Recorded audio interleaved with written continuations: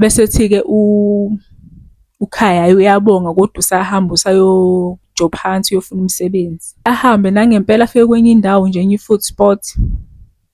Cabanga ukuthi uba oqashayo, uSibulu odlala kuZalo, nsa. Kodwa le movie shuthi athi indalanyana because yabo i-dread lakhe lalingakabi lide ngaleyo ndlela. UwumXhosa-ke futhi la. Hhayi nangempela-ke awuthola umsebenzi kuthiwa uzoba yi-cleaner. Cabanga mfethu wazwa nenhlanhla, hhayi ajabule-ke. Esewokha-ke uKhaya ephindele emumva, kuma imoto khona uJack phakathi. Ngicela nibuke izazi, caba the zazi kuJack, hhayi uJack shame. Hayi Jack man. Turns out uJack wayesebenza naye uKhaya futhi uyamtshela uyazi ukuthi uwena ontshontshe imali ka Mr Zuma. Mungafuni ukungisebenzela